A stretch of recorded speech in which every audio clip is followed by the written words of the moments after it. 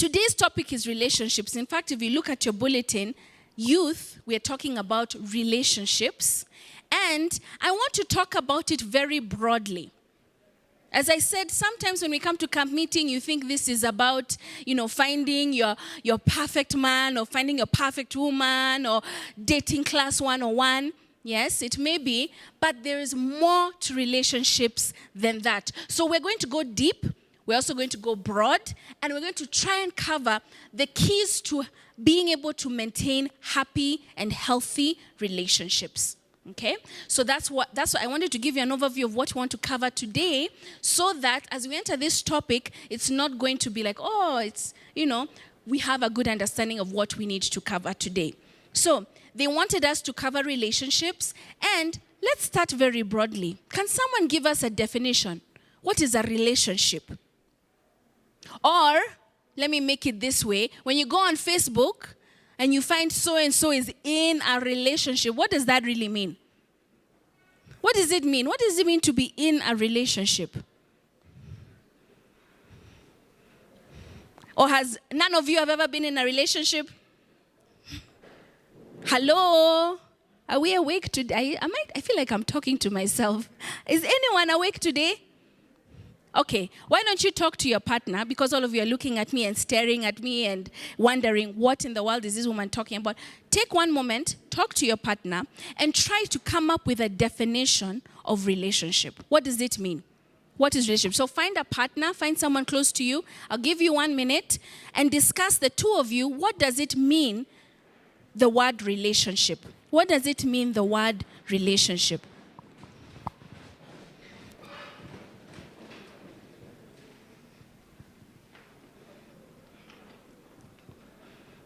And if you're sitting alone, this is not the time to be alone. I want you to move. Try to sit next to someone. Don't be alone. Try to have some time to find someone to discuss with. Okay?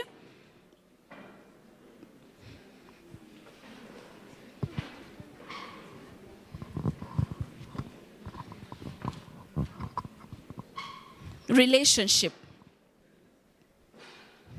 I can see some people still staring at me. I'm not your partner. You need to find a partner. Find someone to talk to. And ask your partner, what does the word relationship mean? Okay, so now let's be able to share together. My brother, stand up. I'm going to give you this mic so that the people who are recording can be able to hear you. Just give us what you shared with your partner. Okay, good evening. My name is Dennis. According to what we have said, we probably know that the relationship is a state of being connected. And it can be breakdown through to four types.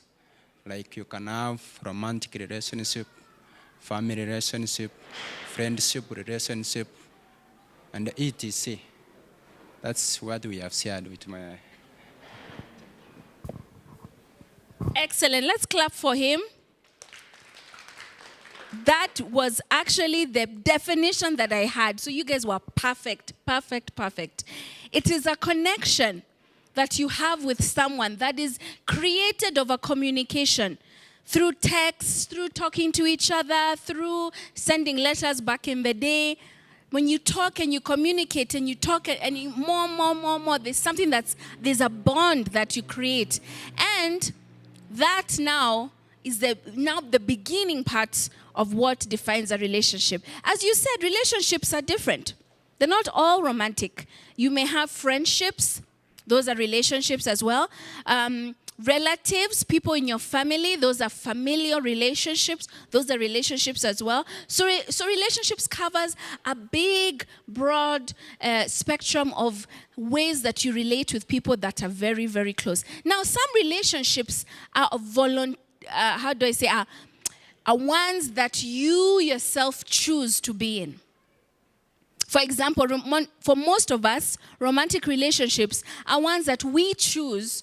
You choose someone, you come to church, you see someone, or you go somewhere, you admire someone, and you choose you want to be with that person. For most of us. Some relationships are forced. Not necessarily forced, but they're not ones you had a choice. For example, your family relationships, you didn't choose who will be your mother or who will be your father or who will be your brother, your sister. Those were natural relationships that you were born into. So not all relationships are by choice. There are some relationships that are not volunteered. They are ones that you just ended up being into. So the ones that we're going to discuss will cover both the ones that you volunteer to be part of as chosen relationships, but also the ones that you end up being a part of. Now, relationships, and by the way, at any point, yesterday we had a very interactive session. If you have questions or comments, please let me know.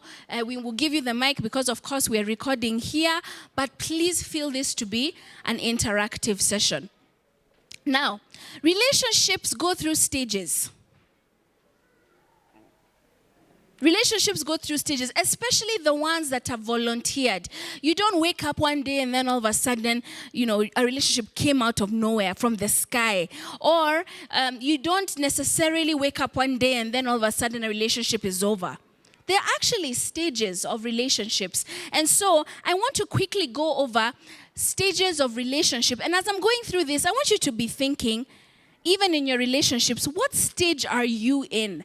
And you can choose. Again, we're talking very broadly. It doesn't have to be romantic. You can be thinking about a friend, or you can even be thinking about a relative, someone in your family. But we're going to go through stages of a relationship.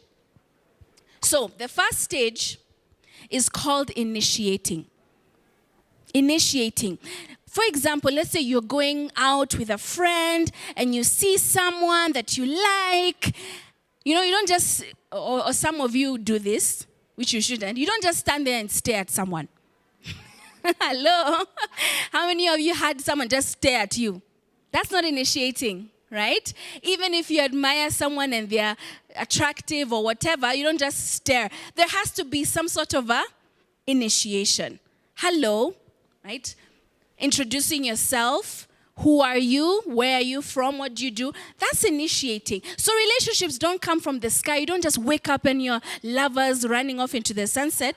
There has to be a starting point. So, and this is especially important for example, and I'm trying to make this point because sometimes we assume, oh, he likes me, he likes me, I like him, whatever. It's natural we think we're in one. Not necessarily. There has to be an initiating point. There has to be something. Now, why am I saying this? There could be people in your life, for example, let's say a schoolmate, you've known each other for a very long time and whatever, but there hasn't been initiation. There hasn't been a conversation of we are friends, for example. So when we assume things, oh, of course he knows I'm his best friend. Of course she knows I'm her boyfriend or whatever. That's where problems start. You can never assume a relationship. You can never just wake up and find yourself one. There has to be an initiation that takes place. Now, in this initiation phase of trying to start something, what do you people think? Do you think it should be the man to initiate, or do you think a woman should initiate? Now, those of you who think a man should initiate, I want you to put up your hand. How many of you think a man or the male person in the relationship should be able to initiate? How many of you think that? Put up your hand. Only 2 women, 4 people. Okay. How many of you think a woman should initiate? 0. How many of you ate lunch today? No one ate lunch. Okay, hello. Are we awake? I don't think we're awake. All right, let's start this exercise again. How many of you think that a man or the male person in the relationship should be able to initiate or start the process of a relationship? How many of you think that?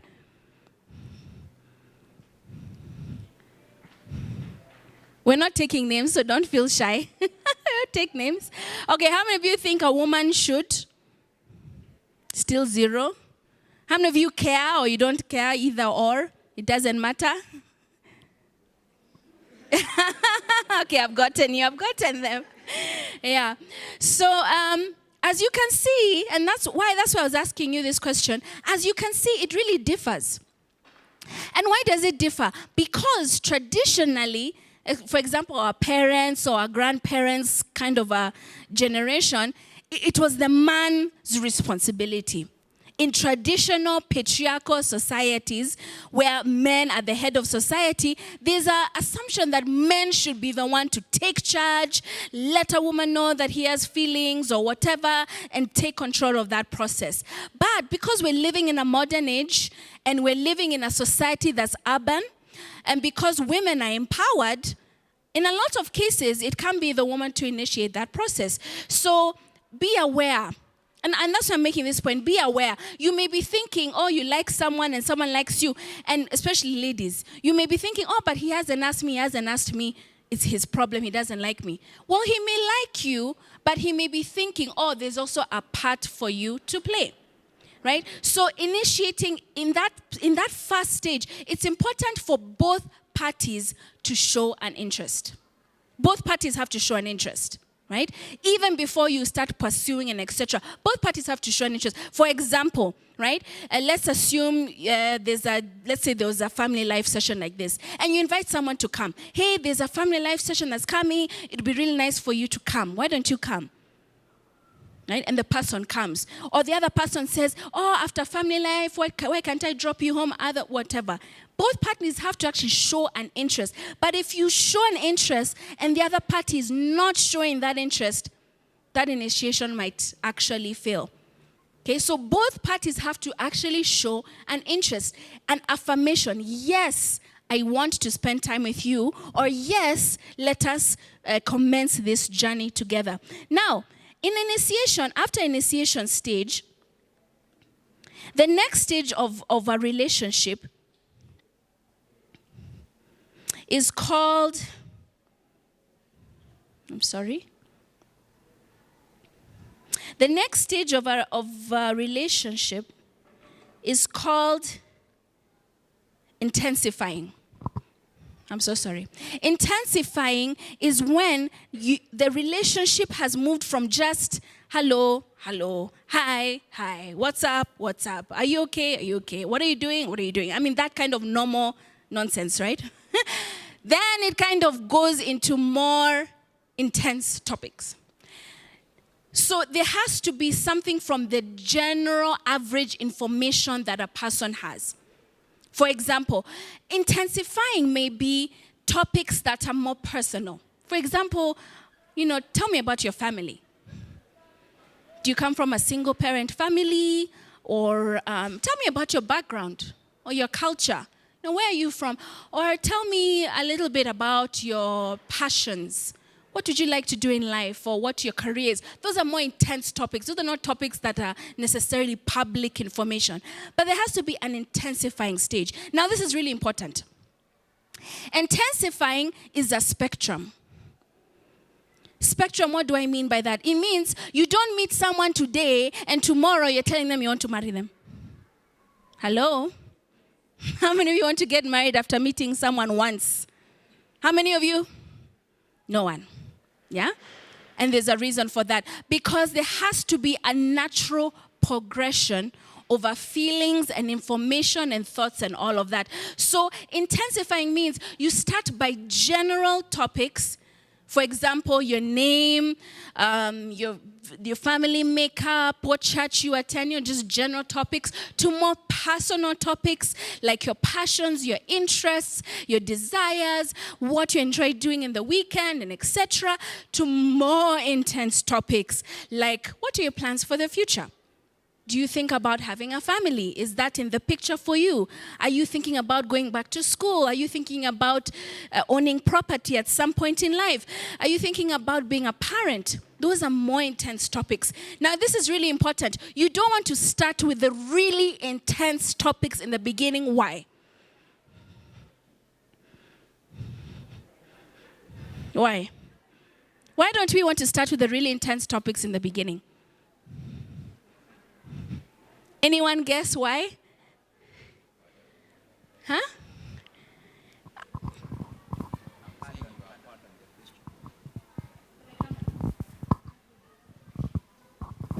just saying you are pardon the question. Rejection. It's that simple. Rejection. And that's exactly what he said. You might be telling someone, oh, I want to have 3 kids before I turn the age of 35. I want to buy a shamba tomorrow. I want to have my... and then, no reply. Right? Has that ever... Okay, don't answer the question. Has that ever happened to someone, right? Where you open your heart and you share all your deepest, darkest secret and then no response? Hello? Am I talking about someone's life right now? Okay, I have to tell you, it's happened to me. It's actually happened to me. There was a person I met, I was attracted to. The person was attracted to me. We went on a date, and when we went on a date, you know, that it was a long date. It was about 4 or 5 hours, and we're talking over a meal, and we started talking about our families, and we started talking about our plans for the future, but then the relationship stalled. Right? Starting with intense topics in the beginning is not a very good idea. You need to be able to know someone long enough. The person needs to feel like this is something I want to invest in. It's almost like business. You don't put all your money in something that you don't know. That's unwise, right? You want to start slowly by slowly until you build that friendship and rapport, and you know that person is not going anywhere. Right? And then you can go into the more intense topics. So it's not wise to start very intensely. Even though there's a strong attraction, strong chemistry, maybe a strong history together, even if you've known someone for a long time, there's always that natural process of taking your time to really understand someone. Then, once you have understood that person well, that person has understood you, and there's an agreement like, yeah, we're kind of in the same direction. We want the same things, you know, and we're on the same page. There's a point of integration. How can you put your life and my life together? That's stage 3, integration. Now, if you notice integration, now that's when you change your Facebook status to in a relationship, right? That's stage 3. That's not stage 1. You don't meet someone today and tomorrow you're in a relationship. There has to be some sort of intensifying stage. There has to be conversations. There has to be shared information. There has to be a getting to know each other stage before you even actually put your lives together. And when we talk about integration, it's in phases also, right? It's in phases. You know, you're in a relationship together. How much time you spend together? Do you go to church together? How much time, how many times in a week you spend together? That also, there's a spectrum of it too.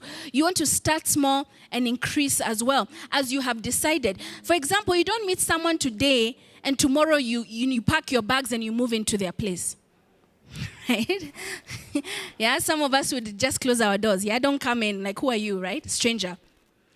So there's also a phase of it as well. So we don't integrate everything all at once. It also comes in phases and in stages, and there are conversations about it. So, for example, during the intensifying stage, you need to have a conversation of what kind of relationship do we want? Are we dating or are we courting?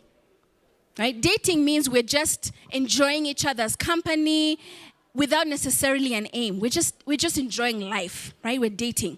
But courting is we're moving towards marriage. That is the goal. We're not just having fun, right? There's something that we're moving towards, and it's either marriage or a family or children or whatever, right? So having that conversation with your partner, what are we doing?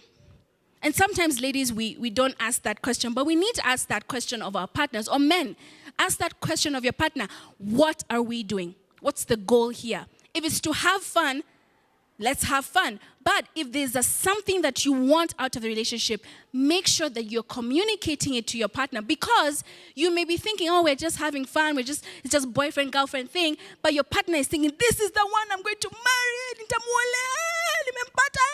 so we're not on the same page, right? So make sure your partner and you have agreed this is what we're doing, and there's an expectation of what does that look like.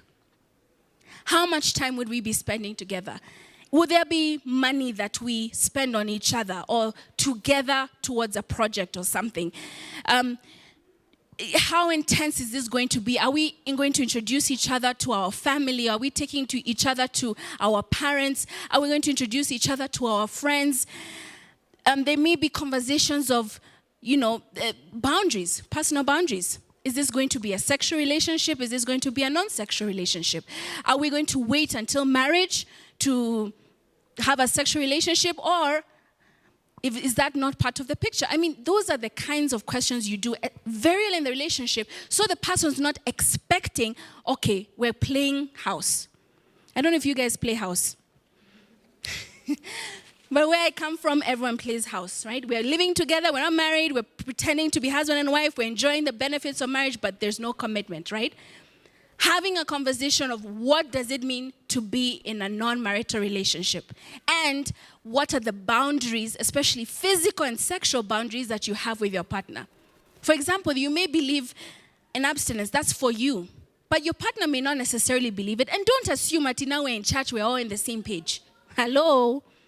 Right? We're all in church, but not everyone's on the same page. So have that conversation, especially people who are in the church, because you may be assuming, yeah, we're all abstaining, but maybe the partner has had sexual relationships before. So have that conversation. Is this part of our arrangement? How are we going to keep ourselves pure for marriage, if that is your goal? And if not, what kind of protection can we ensure that things do not get out of hand? For example, having children when you're not ready, contracting sexually transmitted diseases, or infidelity. And defining what infidelity is. What is infidelity? You might be thinking, yeah, infidelity is when you look at someone with lustful eyes, or that verse that you use, that if a man looks lustfully at a woman, he has committed adultery with her. That's what you're thinking. But the person is like, me, it's just my eyes. Infidelity means different things to different people. So for you, as a person in a relationship, what does it mean to be unfaithful? Is it physical contact? Is it talking to someone? Maybe that makes you uncomfortable. Or maybe if, for example, here's a good question. You might ask someone, how would you feel if your partner is best friends with someone of another gender? For example, for me, if my boyfriend's best friend was a woman, how would you feel about that? Some people are comfortable with it. Some people are not comfortable with it. Those are the types of questions that you want to discuss with your partner and say, this, I'm comfortable, this one, no. Or, I don't mind you talking to other ladies, but these topics I don't feel comfortable you sharing. Or, I don't mind you going out with friends and enjoying, but please abstain from sexual relations, or whatever it is. You decide together as a partnership what infidelity is, so that when the person does cross the boundary, it's very clear, right? You have crossed this boundary, you talked to her, or you looked at her, or whatever it is, or you bought her ice cream, and now you're upset, right? You've made it clear, right, that what that is all about. Now, there has to be some sort of bonding that comes together. This is called the coming together stage. You have to bond. It has to seem like you're getting closer and closer together until there's no necessarily him and her. It's an us thing. It's an us. Or for example, let me talk to before I come back to you. You know, some couples are like that. Before I answer a question, let me talk to my partner first. Or before I agree to go to that outing, let me check on with my girlfriend or boyfriend. There's a stage where it's called bonding, where it's almost as if it's one entity. It's not two separate people, it's an us thing. So during this stage, as us, you're not making decisions alone. If I'm going to camp meetings, not my decision alone, it's a partnership decision. So it's almost like a government. You don't do things alone in the government. You have to agree, you have to talk, you have to come together as a consensus. So what do you do during that stage? How are you going to be making decisions together? Is it a democratic government where it's a matter of voting? Is either we both agree, or if we don't agree, we don't do it? Or is it someone takes charge, either the male in the relationship or the one who is more financially stable, or depending on the topics. For example, in your relationship, you can say, hey, if it's issues of family or cooking or those things, why don't you handle them? But if it's issues of finances and things, let me handle them. You can actually divide up the different topics between your relationship and decide, these topics, I'll be dealing with them. Those topics, it's okay, you can deal with them. Or you can say, everything we have to discuss. Whatever makes you comfortable, talk to your partner and say, during this bonding phase, as we're moving together as a couple, how will we be functioning together? Okay? So now those first four, initiating, intensifying, integrating, and bonding, that's what we call coming together. That's the stages of coming together. Two separate people, two independent people, two different entities who are trying to join their lives together. And you see there are 4 stages, right? Now, the next ones we'll be talking about is coming apart. Right? There's coming together and there's coming apart. So now let's go into coming apart, which is now the kind of the breaking stages, right? As I said, you don't wake up and you end up in a relationship. Also, you don't wake up and magically your relationship is over. They're actually stages. So think about it. As you're coming apart, or if your relationship has broken, it actually went through some stages. Maybe you are not aware of this stage, this and that. But actually there was things that were happening that led up to that dissolution. Okay? So when you're coming apart, especially in a relationship, there's going to be what we call differentiating. So for example, let's assume we're together. It's us. It's me and him, us with the, team A, or you give yourself an acronym. It's Liza, Ben, or whatever. It's us. It's everything together. But then all of a sudden, it's like there's a disagreement. Always a disagreement. Or we used to do this, and it's the us thing, but now he has decided otherwise. So, for example, we love nature walks, but now all of a sudden, he wants to do nature walks, but without me. Or we used to talk about finances together, we used to invest together, but now he wants to do it. So there's always a differentiating, and sometimes it feels as if your partner is pulling away. Things that you used to do, us thing, now it's more of a, I'll do it, but not necessarily with you. Maybe with another friend or alone. There's always a, tension, okay, I thought we like to do this together. We like to go movies together. We like to do nature together. We like to invest or do projects. But now all of a sudden, there's a pull. That's called differentiating. Then, it could also end up into what we call circumscribing or necessarily limiting. What do I mean by that? For example, it could be that, let's say, for example, okay, let's assume we open a bank account together. Okay? It's a bank account, and we agree as a couple, it's our money, it's my money, your money, but it's us, and each person can use the money at will.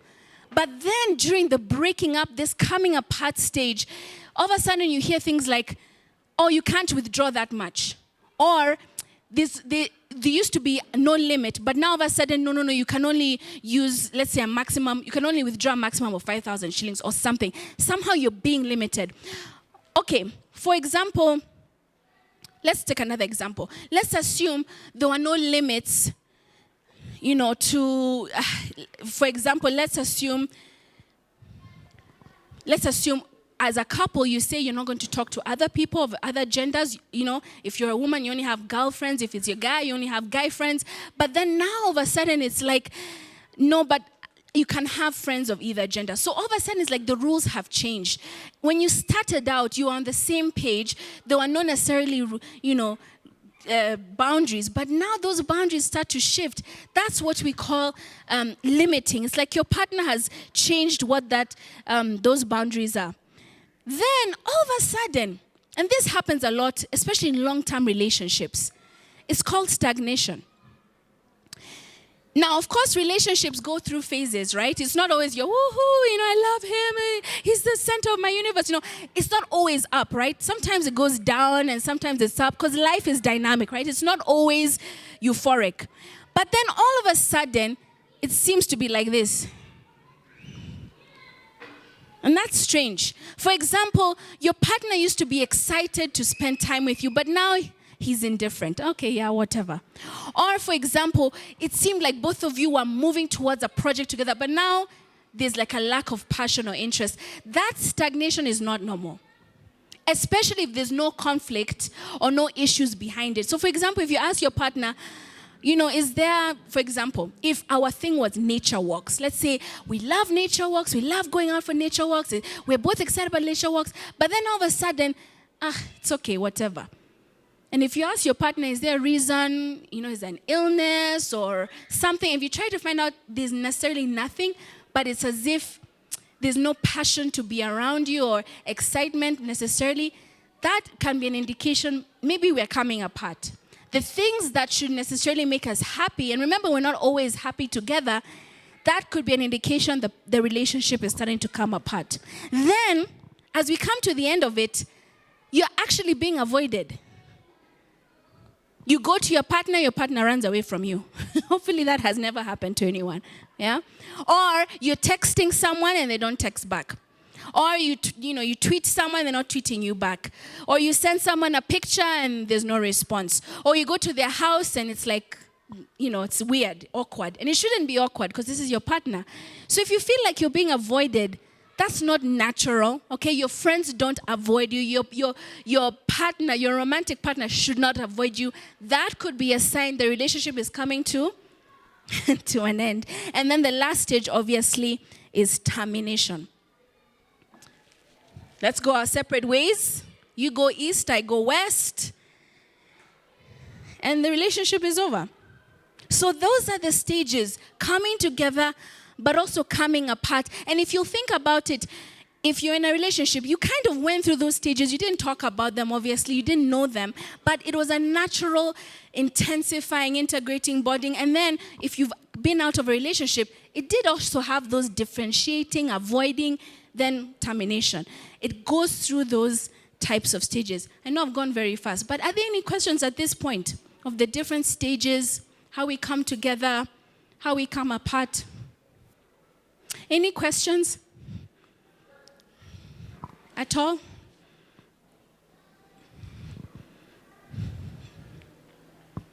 Any question? We have perfect relationships, I think. That's what I'm getting from you. Everyone's perfect. Perfect relationships. We came to camp meeting. We have met our soulmate. We're on the road to marriage. We're happy. No? Any questions at all?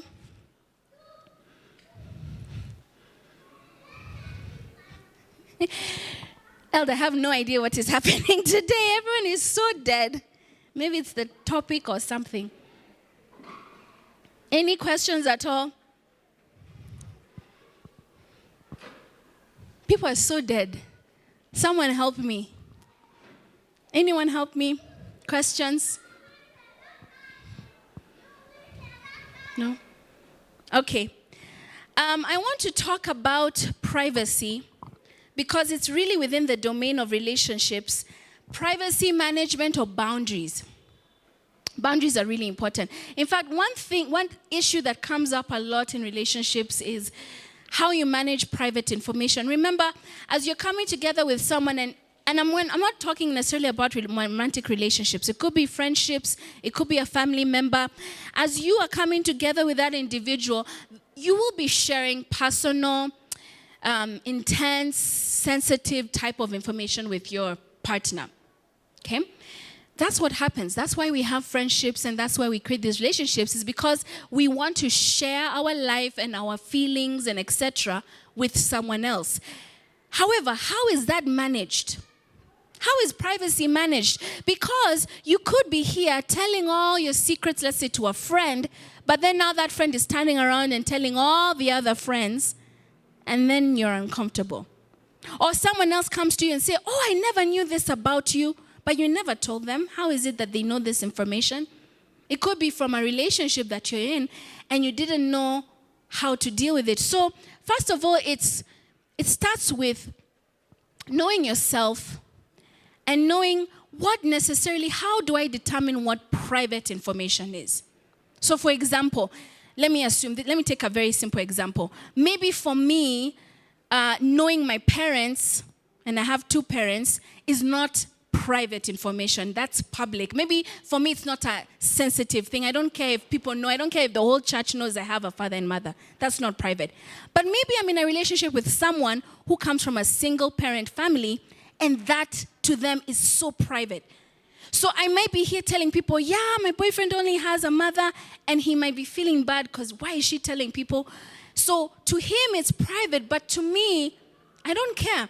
So private information differs. It's not common sense, it's common to everyone. Don't assume what you think is public information. To someone, they may think, no, that's my secret and I don't like when she tells people about it. So knowing what is private. When your partner shares something with you, any kind of information, always have a conversation of, is this a secret? Is this something private? Or do you mind if I share this kind of information? It may sound awkward, but it will save that awkward situation of you sharing, and maybe the person may be uncomfortable, may feel like you're losing control of everything. Now, conflict comes as a result of that. Conflict comes as a result of that. Mistrust comes as a result of that. I don't like telling him things because every time I tell him, he goes and tells the whole world. You may start to mistrust your partner when maybe they think that's not private. So a lot of issues in relationships is because of lacking to talk about, okay, I'm comfortable with this. I don't mind if you share with other people. That's public information. It doesn't bother me. Whereas someone may be thinking, this is really private to them. Don't assume that what you know or what you've shared with your partner will keep. Because maybe what they think is private is not private. And by the way, this can be cultural as well. Right? We come from an urban society, things are changing. We don't necessarily care about things, but maybe you may go up country where they're much more conservative, much more reserved. You don't talk about your personal business with other people. So that may even change. And even if you're in relationships with people from a different tribe or different culture, for you, maybe your culture, this thing may not be stigmatizing, but in another culture, you don't talk about those things. So don't assume just because you're from Nairobi and you've both grown up in Nairobi, all of you understand that. Maybe from their culture, that's a very personal thing. You don't share it or you don't tell other people. So always have that conversation with your partner. When someone shares information, is this private? And by private, does it mean you keep it alone? Or can they tell their parent? Or can they tell their best friend? When you enter into marriage, that will become a big issue, especially with in-laws. Right? You and your partner or your husband or your wife, you may be having challenges in your marriage. Now, does that mean that your partner can share with your in-laws? Does it mean that they can share with other couples? Does it mean that they can share with children? You see, so that can also spill into marriage when you don't define as a couple. This is private, this stays within, me and you, or I don't mind if you share with my close friends or our friends in common, or please don't tell anyone at work or never tell anyone. So having that conversation really helps minimize conflict, minimize mistrust, and minimize issues of where potential tensions may come, especially conflict. Now, I think we have quite a bit of time. I want to talk about conflict. It's a way of life. It will happen in a relationship. At some point, of any point of those stages or any point whatsoever, there will be conflict. So I want to start by saying conflict is not necessarily a bad thing. It's a way of life. And even people who've been, let's say even you and your parents or you and your siblings, of course you've fought at some point, you've disagreed about something. That's human nature. So don't approach conflict from a place of fear of, oh, I'm scared, I never want us to fight, I never want us to disagree. Don't enter a relationship and say, oh, please, let's never fight. Okay, that's unnatural. Human beings will always have conflict at some point in life because we're all different, right? And we go through life differently. So I wanted to talk about conflict a little bit and how you can manage it in your friendships, your relationships, and all of that. So, what causes conflict? Why do people disagree? Why do people argue? Is it because they're bad people? No, because even good people have disagreements, right? Is it because they're unchristian? No, Christians, of course, all of us. There are points where we have disagreed. Conflict comes from different places. It could be an issue of communication, right? I said, meet me at church early, right? But to that other person, early means 10:30. But for you, early means 7. Yeah? So it could be you communicated something and the other person had it differently. Or, please, when we go see my parents or when we go home, I want you to dress nicely. For you, nice is like a nice short skirt and a blouse up to here or something. And your partner's like, oh, why did you dress so badly? Right? Miscommunication. Or for example, this is a good one. Yeah, this is a good one. especially for girls. Girls say this a lot, especially to gentlemen. We say, like, when we're upset, we don't tell our partners that we're upset. We say, I'm okay. Yeah? Ladies, are we ever okay? No, right? We're never okay. So your partner may be thinking, oh, she's okay, and they move on. But that time you have an issue or you're avoiding to talk about something, but your partner thinks it's okay. So conflict comes when someone has misunderstood you or misheard you or misinterpreted you, and that causes a big, big, big fight. Yeah? So always go back to the communication. What did you say? What did he say? What did you hear? You know, because saying and hearing are two different things, right? For example, let's go to church early. Maybe that's the issue of we have fought about it, we're upset, now we're not talking to each other. Let's go back to the issue. The issue was I said, come early to church. Did you hear that? Yes. What did you say? Where did you come? You know, don't say why you came, but when I said come early, how did you hear it? I heard coming to early. Okay, what does early mean to you? Early means, you know, before someone or before the end of the service, yeah? Okay, early for me means before 8, right? So it's like you're almost, you know, like diluting it, but you want to understand at what point did you misunderstand me? Is it the early part? Is it you coming on time? Is it you making sure you're here before the sermon is over? You want to be able to understand at what point did we not understand each other? And how could that be? Because now the next time you want to come early to church with your friend, now you know how to phrase it. You're not going to say come early because you know they'll come at 10:30. Next time you'll say, please make sure you come to church by 7. You're very clear. Now you can't misunderstand 7. You've understood where the miscommunication was. Next time, please come at 7. Or next time we go see my family, just make sure you wear something long touching the ground or whatever, you know? Yeah, you want to make sure you're clear.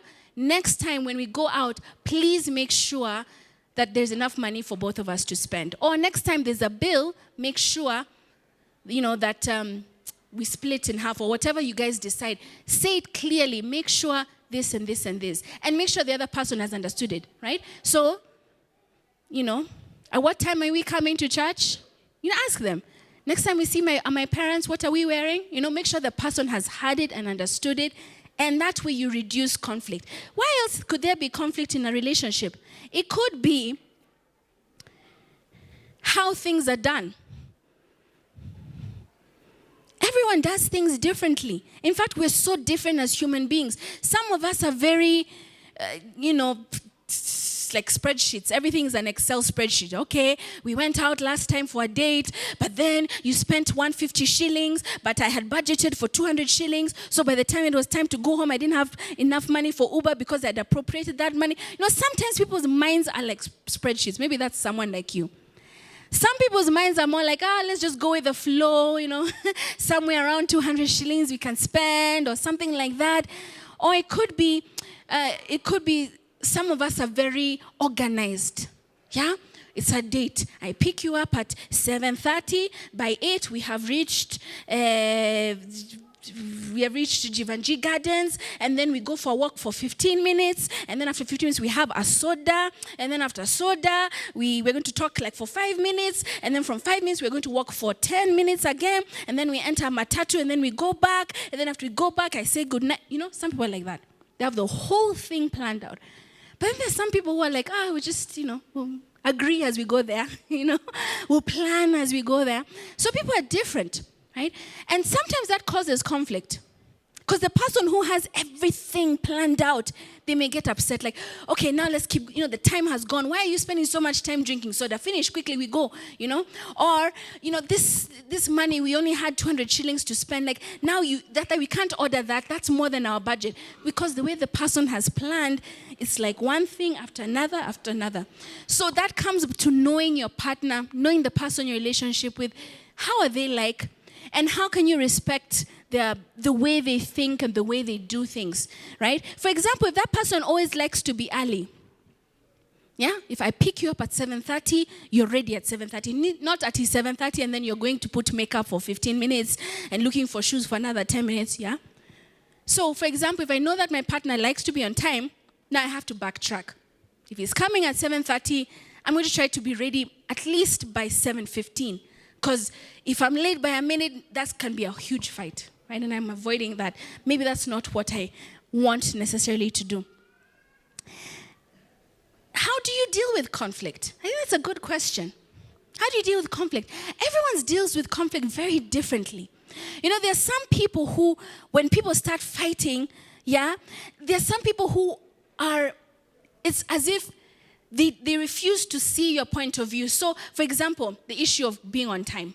Yeah, I was going to pick you up at 7:30, but you took 15 minutes to put on makeup, and then another 10 minutes to look for shoes, and then 1 minute for looking for your handbag, and I don't know what, right? That person may not necessarily see why is it that you couldn't be on time. That's called competing. So it may seem like you're in an argument, and it's like you're talking to a wall. You're not hearing me, you're not understanding me, you're not getting me. That's competing. And if you're in that type of style of conflict, you may have to try and see things from a different perspective. So for example, the person who is always on time, 7:30, you're ready, you're on the door. When I pick you up, you're ready to go. I may have to try and understand, how is it that by 7:30 now you're putting on makeup? Why is it that maybe by 7:15, you're looking for clothes or whatever? Why couldn't you do it at 7:15? Maybe there could be something. Maybe there's another reason. Maybe it takes you longer to do things. Or maybe, things are not organized in your bedroom, so you have to look for clothes or whatever. Or maybe the water takes a long time to warm or whatever. There could be something. So maybe if you're that type of person, you may have to empathize and see things from another direction. When my partner is upset about me being on time, how could I understand them better? How could I put myself in their shoes? Some people are accommodating. They'll forsake themselves for other people. Now, what do I mean by that? So, for example, let's say the budget for the date was 200 shillings. Budget for date is 200 shillings. And, let's say we go out, for drinks and whatever, or food or wherever we're going out. And then, let's say your partner says, okay, I want this thing on the menu, and it's 150 shillings. But the budget's 200. You may decide, okay, I'm not eating. Okay, not eating. I'm going to forsake my need for the sake of my partner. Now, that is not a good conflict. Or, for example, let's assume, let's say your partner has a vehicle or something. Yeah, your partner wants to drive. Okay, I want to drive, but both of you can drive. I want to drive, so I'm going to drive the whole way, and it's my way or the highway. And if you're an accommodating person, you may say, okay, fine. If that's what you want, you're going to drive. But maybe they're a bad driver. Maybe you're resenting, oh, God, help us, You're praying the whole way, right? That necessarily may not be the best conflict management style. Maybe it's both of you have to win. If it's going for the date and 200 shillings and both of you have to eat, could there be something cheaper on the menu so both of you can enjoy? Or maybe going to a cheaper restaurant where both of you can feel freer with the budget? Or if it's the driving thing, could it be that maybe one person drives to the venue and then the other person drives back? So seeing a way where you're not forsaking yourself in the name of the relationship. Because the danger is the more you forsake yourself, the more you lose yourself, the more unhappy you get, right? So it's now, it's all about you. It's always about your way. That's where the problems come. Now, another way that people deal with conflict is avoiding. That's really bad. In fact, I used to be an avoiding kind of a person. Every time I've sensed, and these usually people who are very sensitive, every time I sense there's trouble is brewing, you can see the mood. Okay, I think they're upset with me. The person may try to avoid either the person or even talking about it. Let's assume it was the issue of being late. Then I see my partner again, I was late. I may avoid the topic. So maybe my partner is saying, remember last time when we were going out? And you're like, let's not talk about that because you're avoiding. That's not a good conflict management style. Why? Because at some point, you may have to actually address it. Especially the deeper the issue is, let's say infidelity or moving on, you can't just keep avoiding. At some point, you may have to talk about it. So what do we want? We want to collaborate, win-win, right? If it's the issue of being on time, okay, maybe I have to start getting ready an hour before so that we're on time. It's the issue of the budget. Maybe we can think of cost-effective ways where we can both enjoy. If it's this, thinking a way where my partner is winning, but also I'm winning. That's where the happiness is. Where can we both benefit in the things that we do? Okay? We've covered many things in relationships, but I want to open it up for questions. Are there any questions? We've talked about conflict. We've talked about the stages. Is there any questions that you may have about conflict or even the stages of relationship? I want to open up for questions. Yeah, question. Okay, so my question isn't really a question. Depends on how you take it. So there's a part where you talked of how, let's say, when it comes to organizing a date, you tell the girl to dress in a certain way. Mm-hmm. You know, you met her and she dressed in a certain way. Yeah. So when you tell her to dress in this other way because she's meeting her parents, that brings conflict. So how would you solve that? And then the second thing is what? I remember. The dressing part, yeah? Okay, that's a good point. So I think this is a good strategy. If I was a guy, this is what I would do. I would think of an outfit that I have in mind that she has worn that would make my parents happy. So for example, he's saying there's no outfit that she wears. Okay, maybe this is a suggestion for a shopping date. You can actually buy her an outfit if you know her size, or even say, hey, I would like to take you shopping, budget is 2K, let me take you there. And maybe trying to pick an outfit and say, we're going to my mom's house, I'd love to buy you an outfit. Girls, how many of you would love to be bought a new outfit? All of us, right? All of us would love a new dress. So actually making it a date and say, hey, we're going to see our parents, but I would love to buy you a really nice dress to see my parents. And actually say, budget is 1K or 2K, you go somewhere, and that way you can now start to steer, this would be really nice, or this is something that I think would be an appropriate thing. Or if you do have, as I said, if you do have an outfit that you've seen her in before, say, oh, remember that skirt you wore in church like 3 weeks ago? That would be a wonderful skirt for you to wear.